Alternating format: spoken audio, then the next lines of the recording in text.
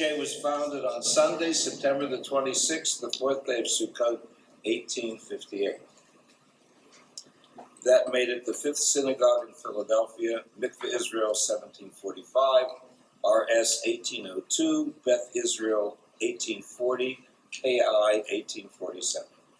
The first Rabbi S.B. Breidenbach was really a cantor and a teacher. He conducted Friday and Saturday services, taught school in Hebrew and in German from Passover to Sukkot for the next 7 years. His salary was $75 a year. Most of the congregation was German due to the 1850s migration from Bavaria for freedom, to escape the military, or to seek economic opportunity. This was 3 years before the Civil War, and AJ was to become one of the leading conservative congregations in the United States. The first ordained rabbi was Dr. S. Nathans. This was unusual because very few congregations in the 60s had funds to hire a rabbi. He had interestingly tried out at RS, but they couldn't afford him.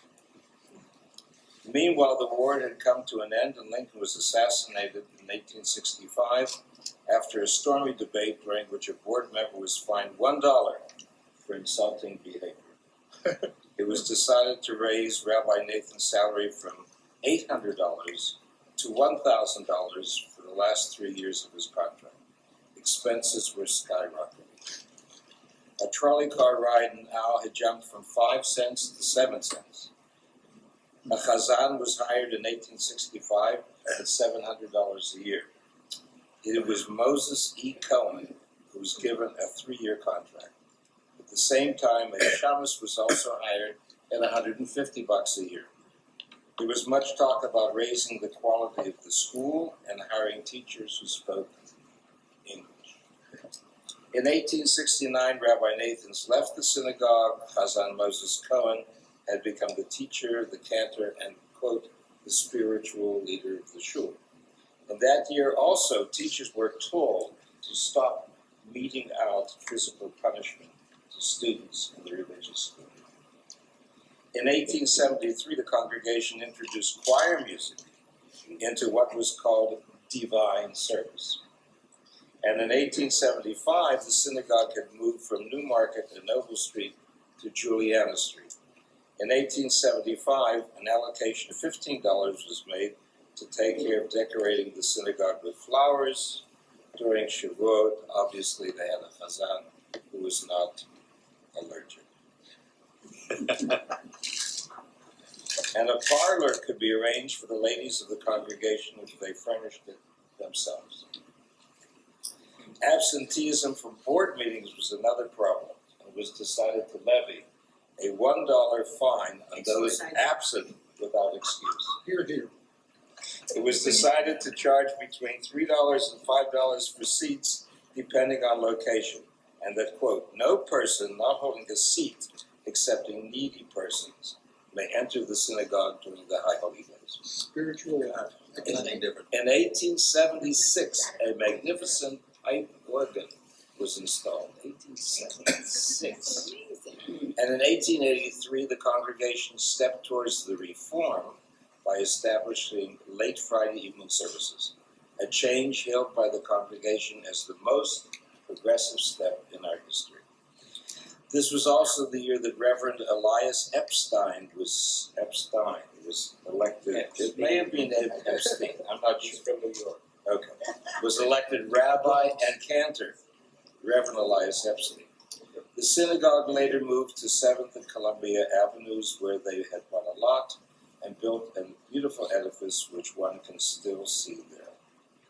In 1882, an enormous influx of Polish and Russian Jews came to Philadelphia, and AJ got a new rabbi, Henry Ilowitzy, in 1888, who had lived in Paris, London, and Morocco. He was followed by Rabbi Elias Epstein, who came from Kansas City, and began the practice of regularly delivering sermons on Friday evening and organized the first religious school. Reverend Alexander Gross became the cantor in 1891 and succeeded Reverend Sherbo, who was the cantor before him. In 1896, I hope you don't mind the dates and all that stuff, German was abolished and all services were conducted in English and in Hebrew. In 1901, Reverend Aaron Wright became the new rabbi. In 1906, Reverend Jacob Landau was elected the rabbi. The congregation had been sliding towards the reform camp, and in 1910 had an opportunity to merge with Rhoda Scholler, but turned it down and found itself without a rabbi. Solomon Schechter was the head of the seminary and sent a young rabbinical student, Max D. Klein, a member of the first graduating class of the seminary, to AJ to conduct high holiday services. Klein didn't want to come here when he learned that the congregation worshiped with uncovered head and had a non-Jewish choir. Without a what? Non-Jewish choir. And before that? Without anything else. But in the end, he did come, and he stayed with AJ for more than 50 years. In 1921, Jacob Beinwell, a world-known composer, became the cantor. In 1926, AJ moved to Broad and Diamond to a magnificent new building, and Rabbi Klein began providing the congregation with new prayer materials, such as the AJ hymn book, a hymnal which you may have seen or may not have seen. I have a copy. Which, yeah, I have a copy too, and there are copies upstairs in what was used to be the choir loft. Just the texts with numbers. This was number 1, 2, 3, 4. Followed much later by our Sidur, Seder Avodah for Shabbat and weekdays, and then the Machzor for Rosh Hashanah Yom Kippur. All edited and translated by Rabbi Klein, who was a wonderful poet and a master of letters and Hebrew. So much for ancient history. The aforementioned has all been taken from a book which is published by AJ, A History of Our Congregation, that was edited, I think, by Charlotte Bernstein, and published in 1967.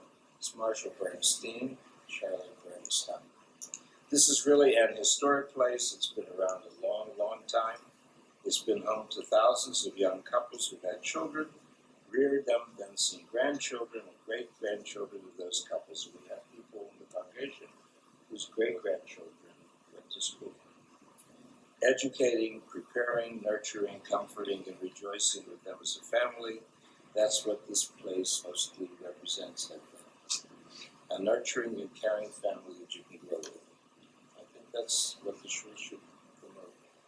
To sum up the clerical history of the synagogue, we have experienced 22 presidents since 1958, 8 rabbis since 22 presidents since 1858, 8 rabbis since 1866, and so far 9 official cantors since 1887, although the early leaders of the congregation were called readers and not cantors because primarily they read the Torah. That's what they did. The longevity of some of the rabbis and cantors explained a lot about AJ. Rabbi Klein was here for 50 active years. Rabbi Rosenberg followed him, was the religious leader for 18 years. Rabbi Rosenblum was just getting, the end of his 26th year. Reverend Alexander Gross was cantor here for 29 years. Belskin Ginsburg, who's the uncle of Eddie Ginsburg, was cantor for 25 years, and I'm going for the record. The point that we make is that there really is no place like this synagogue, and very few of the professionals ever wanted to leave, to go somewhere else. It's a special place. I mentioned that the early leaders of AJ were cantors, but were called readers because they read the Torah for the congregation. That started in 1858 with the founding, and there were 6 readers at that time. I can tell you that there probably won't be any more professional readers for this synagogue. Why do we expect no more professional readers? Because we read it ourselves. Our people. Up until the time when late Friday evening services were discontinued, and I didn't put it in my talk because I forget how long ago that was. It's maybe 5 or 6 years, maybe. But you can verify, maybe more, you can verify, you can put it in these minutes. But I made a list of the tunes that we used to do and the way the service went. when there were formal Friday evening services at 8:30. We began with Yedid Nefesh, which is a 20th century Hasidic tune.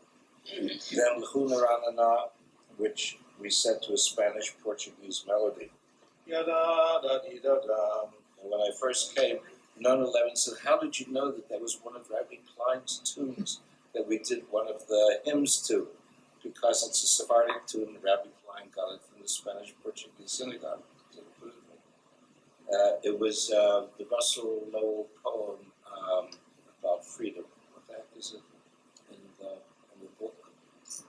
There's something all men free. I can't remember. Then we did Havul Adonai on page 8, which is written by Louis Lewandowski. Lecha Dodi, which was Rabbi Klein's adaptation of Plaisir d'Amour. Lecha Dodi, which is a French song written by a monk in I don't know what century. Plaisir d'Amour is a song. Then we did some. Huh? I missed those. Those things, yes. We have several people who went to jail, by the way. We used to have services on Friday night. We sang the soprano solo for the last verse, going to Shalom, and they said they missed it. Okay. Then we did Psalm 92, which was usually in English. The Psalm 93, which we sang in Nusach, according to Western European Nusach. The Baruch Hu that we sing at AJ is the way they did it in Germany, and I hope that will not change, although it might. Baruch Hu major et Adonai, all other shuls that I know of sing. Baruch Hu et Adonai, Avorach. The reason they did that was because the first cantors in America were from Lithuania. Lithuania is the only place in Europe where they sing Baruch Hu that way. And all the cantors in New York were from Lithuania, and they all sang minor. Walter Winchell's grandfather was a cantor Winchell, and he wrote about coming to America and singing the tunes the way they did in Lithuania. But if you go to any show in America, probably except in the German ones, you'll hear the minor Baruch Hu and not the major Germanic one, which is the one that was done in every country in Europe except in Lithuania. Baruch Atah Adonai, we chanted according to the style of the Sephardim, where they chant everything together and not mumble. Rosenberg was very interesting on that point, because in Menschels, where you go to the cantor will begin a paragraph, the congregation will mumble, most of them will not do the right Hebrew, and some of them will be saying other things or nothing, and then the cantor finishes. So Rosenberg wanted to make sure that everybody had a chance, if they knew Hebrew, and to encourage them to know Hebrew, to chant all of the words together, which I think is admirable. Ahavat Olam, the tune that we sing, Ahavat Olam, was written by Eric Mandel, who was the choir director at our Zion, and it's a universal tune. As a matter of fact, Mr. Sarusi from Israel, who is an ethnomusicologist, came to the seminary last year, and he was playing things that he had recorded in Morocco and other places where Sephardim gather in the world. And he said he can't identify this melody that they were doing, but it was for Ahavat Olam, and I was listening to it, and we were talking about it, and I said, hey, that's Eric Mandel's Ahavat Olam. He traveled somehow across the world to Morocco. Isn't that interesting? A little different, but it was the same. Shema Yisrael is what we do at the synagogue on Friday night. AJ has not succumbed to the Shema Yisrael of Seltzer that everybody in America does for every Shema Yisrael. In Europe, every Shema Yisrael was different for every service. So AJ has kept that tradition. I'll talk more about it when I get to the morning. V'ahavta is Lithuanian cantillation. V'ahavta, V'ahavta is better. We've corrupted it a little bit. Mi Chamocha, that we say Mi Chamocha, was written by L. Kaiser, who was a cantor in Baltimore. And everybody on the Eastern Seaboard sings that, except if from Long Island, where you sing something different. Mi Chamocha, which is minor again, and not in the tradition of Friday night. I can't help it. Hashkivenu at AJ, we chant in Hebrew. V'shamaru by different composers, sometimes by me and sometimes by others. The Chatzi Kaddish is Western European that we do in the evening with a special melody that belongs only on Friday night. Yitkadash, Yitkadash, but people use it other times. The Oseh Shalom is by Naomi Shemer, who is an Israeli composer and wonderful. Vayachulu Hashamayim is Nusach for Friday night. It's called the Magen Avot mode. The Magen Avot tune itself is not in the Magen Avot. It was written by Samuel Goldfarb, who lived in Philadelphia, and his brother Israel Goldfarb, and I'll talk about them in a minute. The Kiddush that we do, is written by Louis Lewandowski. The Aleinu is a tribute to a guy whose name is Sable, but nobody knows anything about him or how he came to be, but I'll talk about that later. And Yigdal, we used to do by Meir Leon, who was in 18th century England. On Saturday morning at AJ, that service is discontinued with the late service at 8:30, and now there's a 6 o'clock service, which basically is the same as this, and the rabbi has a special service at sundown, which is called Kabbalat Shabbat Alive. We used to do Matovu every morning and every evening. The service, as is traditional, we don't do that anymore, but it was written by Louis Lewandowski, who lived from 1821 to 1894, lived in Berlin. He was a great synagogue composer. The Ashrei we do, Ashrei is adopted from a Hallelujah by Lewandowski. Rabbi Klein had access to the music books, although he couldn't read music, but he had people play these things for him. And he would pick out things to do. The Baruch Hu that we do in the morning is traditional. People say AJ is so different, but it's not different. It's the other synagogues. They don't do the traditional Nusach. I'm sorry to tell you that, but it's true. Hakol Yoducha, which follows the Baruch Hu, was written by myself. El Adon, number one. El Adon. It's the same tune as Ashrei, Yoshrei, which is all borrowed from Lewandowski. Hallelujah. From a Hallel. And then we have several other El Adons, some by me and some by other people. The Ahava Rabbah that we sing, Ahava Rabbah, is by me. Shema Yisrael is by Lewandowski. Shema Yisrael, again, the same as before. The Micha Mocha that we do on Saturday morning was written by Abraham Wolf-Binder. It's universal, many people do it. Micha Mocha, but you know that too. Sur Yisrael, I changed when Rabbi Rosenberg says okay to change from whatever everybody else does, because the tune they use for Sur Yisrael is really a melody from Yom Kippur, V'al Kulam. And I said, let's not do that, so I wrote a different Sur Yisrael. Most of the tunes that other congregations do that I'm not in favor of have come from different sources, such as Camp Ramah, where kids come back and they sing things that they learned there, which may not always be so in the Avot and Gevurot, Max Wolberg, who used to be a member of our synagogue, wrote a nice response to that. One of the tunes for that, but I come to that later in Musaf. Let's see. Excuse me for 1 second, please.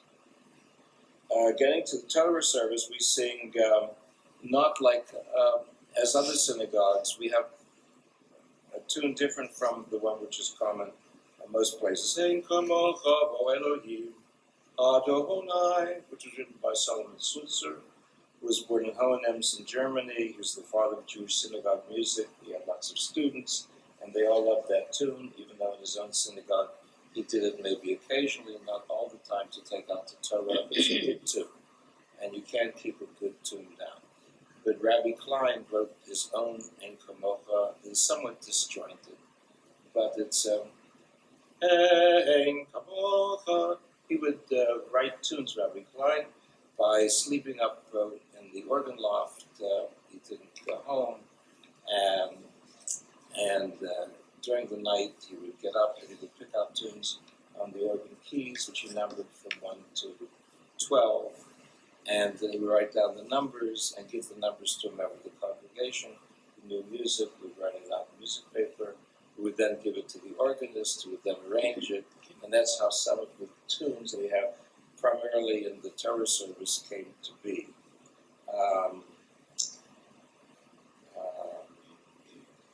We sing still as part of the Torah service, Avad Rachamim, which most synagogues sing. It's written by Dunayevsky, 1843 to 1911, who was a composer and conductor, who was born in Odessa in Russia. And then the Shema Yisrael, that Rabbi Klein said, I'd like to make this a special bridge between heaven and earth. He didn't tell me whether it was from heaven to earth to heaven. Shema Yisrael, Adonai, Adonai. And so that's a special bridge, he said, that goes from heaven to earth. It's very, very lovely. V'zot HaTorah that we sing, V'zot HaTorah, was probably adapted by Mr. Rauser, who was the organist. I don't know his first name. He was an organist at age 8 for 35 years. It's from a setting by Israel Goldfarb from the High Holy Days for Hayom Tiamitzenu. It sounds remarkably to me like the fourth act of Gounod's Faust, the Soldier's Chorus. And I think maybe that's where he took it. By the way, both of the brothers, Israel and Samuel Goldfarb, are responsible for the melody everybody knows, the Shalom Aleichem. They wrote lots of good stuff. A good tune is hard to beat. And Samuel Goldfarb was for a long time, I don't know, 40 years, a professor at the seminary in New York. And every graduating rabbi had to learn two things. They would learn Shalom Aleichem and Magen Avot, both of which the brothers wrote. Magen Avot, etc. So that every conservative rabbi who graduated from the seminary for almost 50 years had learned those two tunes. So what do you think happened? In recent years, during Rabbi Rosenblum's lovely service for those who are ill, the traditional personal Mishaberas for health sung by the rabbi, which he does absolutely properly, is followed by a lovely tune written by Debbie Friedman, whom I generally don't care for. That's a wonderful setting. Eitz Chaim, that we sing on Saturday morning, is traditional. The composer is unknown. Until recently, was sung in F minor, to those of you who this will make any sense, until Rabbi Rosenblum said that people were complaining that he couldn't sing this with the choir and organ. I think that was just because choir and organ. So what was the answer? What they meant was it was too high for them to sing. So we lowered it to C minor, which is down a fourth, and nobody complained anymore about the choir and the organ. So you can't have things too high, people can't sing. The half Kaddish for Musaf is a Spanish-Portuguese tune from Shareth Israel in New York and from Mikveh Israel in Philadelphia. At times I envy the Sephardim in the jealous way they guard their musical traditions from modern incursions. Take that as you may. The Avot that we sing has a tune composed by Max Wolberg for Mechake Vayim Befer. So everybody in the world does that. And Max Wolberg wrote it.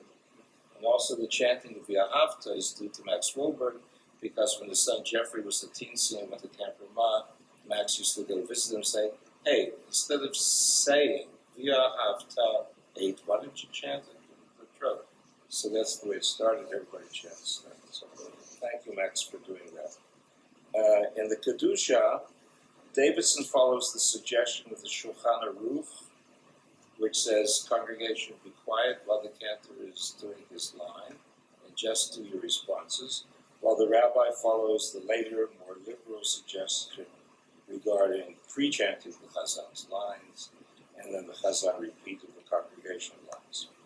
In Tikkun Shabbat, Rabbi Klein shortened this long prayer considerably, and the Hasidic tune we adopted, if you remember, Tikkun Shabbat, is really a Hasidic tune called Reb Michaelis Nigun. I can't remember if I took it from the Bobover or the Mujitzer Nigun. I really can't remember. In about 1969. Yismechu b'malachudecha. This Hasidic was brought here by former H.A. Cantor, Merrill Fisher, and refined by myself. I really don't know where it came from. Ein Keloheinu was written by Freudenthal, who's German, who lived in 1805 to 1874 in Brunswick, Germany, and it's from a German Lutheran hymn, Grosser Gott, wir loben dich. No comment. And then there's another tune for Ein Keloheinu that we do at times. At festivals, we do a special tune by Lewandowski, and I believe it is generally unknown outside of this wonderful congregation. Other people. Other people don't do it. So do I. The Aleinu, the first part is usually attributed to a man named Sable. I mentioned that before, by friend. Nobody seems to know who he was because it's always Sable with no first name or initial. The rest of the tune and arrangement, the Sangalejay, is Germanic, probably 20th century. It's a different story. That Shehunat Hashamayim is sung by other congregations, probably came from Camp Ramah. But I tell you, this is a direct steal, and you can look it up on your computers, from Johnny Horton's hit record of the 1960s entitled The Day They Sank the Bismarck. The day they sank the Bismarck. Johnny died in a car crash in the 60s, so the song was recorded sometimes during that time. It shows, at least to me, how the media and recordings have the power to influence religious musical traditions. Replacing the AJ quote tune with one which Johnny Horton's reviewers called honky tonk and hillbilly at its best. To the text of Rabbi Klein's translation, he created the heavens, he founded the earth.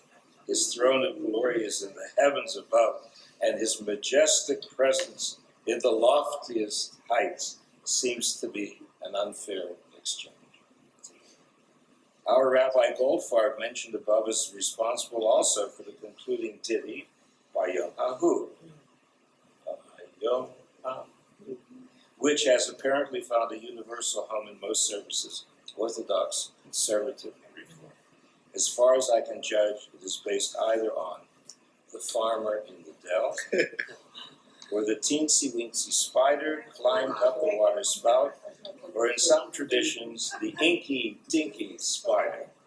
In any event, people love a catchy tune.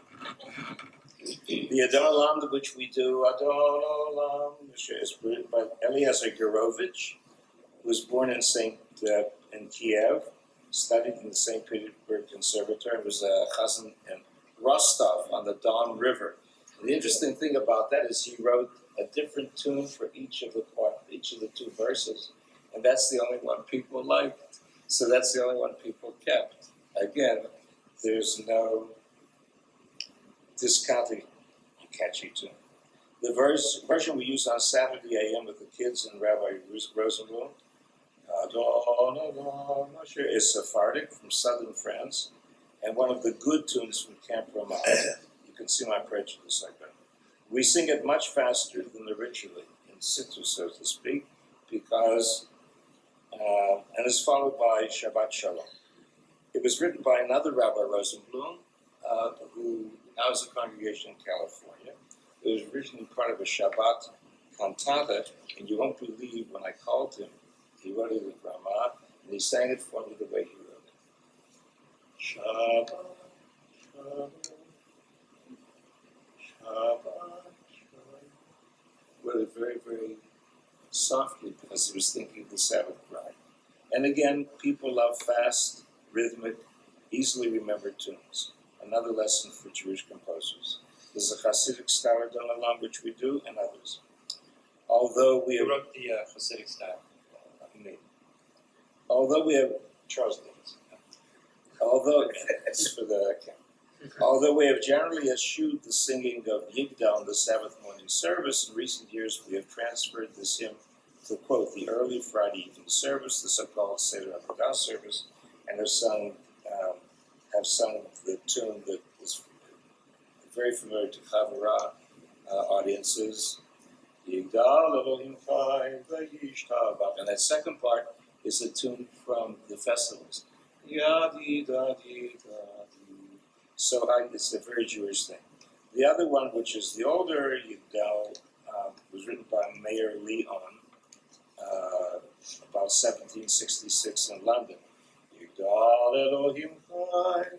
He wrote this under the name of Leone, so it's called the Leone Yigdal.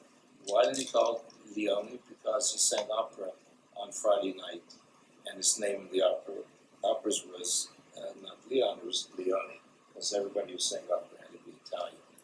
He was fined for that.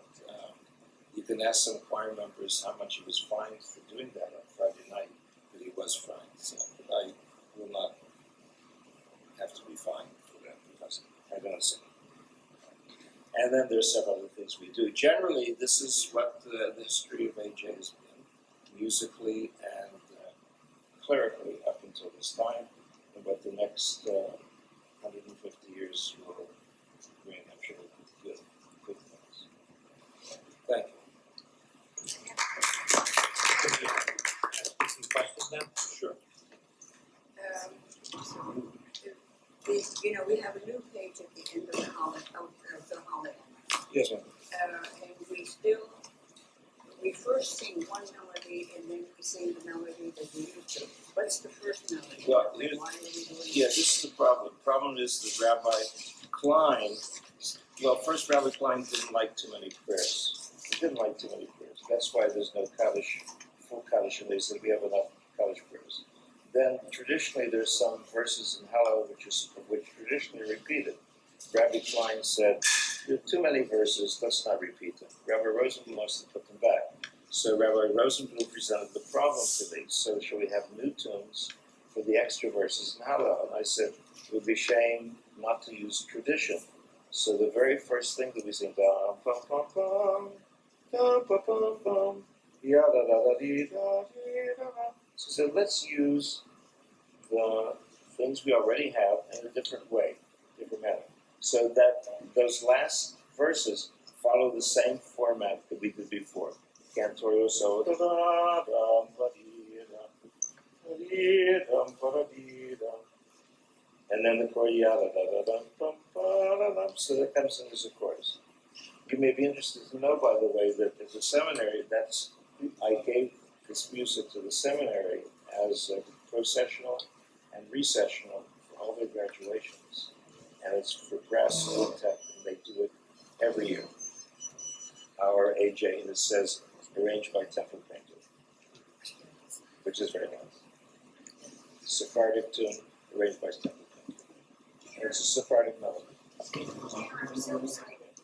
When I used to live in California, we used to project it. And the music would be passed down. I was trying to find a book. Oh, that's what I do. That's right. I edited a lot of music for the Reform movement. And you may not know it, but a lot of your stuff is sung in Reform singers. I think that is the chaotic. You have a lot of stuff sung other places. Yeah, I always used to run into things. Why do something different and new? Well, because I'm a composer and I have to do something different and new. Why don't we use the old melodies that everybody knows? I said, well, maybe they'll know these through somebody. So that's what happened. You seem to have implied that Yigdal is passé, for lack of a better word. The tradition used to be that Ashkenazim would do Yigdal on Friday night, and the Sephardim would do Yigdal on Friday night. Reverse. Ashkenazim would do Yigdal, and Sephardim would do that on Lung. You'll find that in the Encyclopedia Judaica. And they're talking about it. And the reason for the Sephardim doing this is because the last verse, B'yadoav kivuchi, that I go to sleep and I give my soul to you. So this used to be a tradition. And we used to alternate in the quote olden days. And the tune that we used, the Yigdal from Yigdal. Yigdal. Yigdal Elohim Chai. That's the one from Provence. It's a Yigdal more Elohim stately, it's like a waltz. Yigdal Elohim Yeah, Chai. here's that That's the Leone, quote, the Leone Yigdal. I didn't mention that it was so popular in England in the 18th century that John Wesley, who founded Wesleyan, Methodism. the branch of Christianity, adopted it, and you'll find it in the hymnals of churches. It's called "O God of Abram, praise." It's the same tune. It's a good tune. Moshe Od Navi. Moshe Od Navi. I got it. I have another question. Sure. I have been to any number of synagogues, and there isn't any place that has as beautiful a Torah service as we do. Where did you have? The festival Torah service you mean? No, Well, the regular Torah service is just grand. It's just grand, and it fits the ark, it fits the shul, it fits the way the rabbi and the cantor stand together, and the panoply, and its ceremony, and it's kavod. It's called Hidur Mitzvah. That is to beautify the mitzvah. We have another Torah service for festivals, which we're going to do this coming Saturday.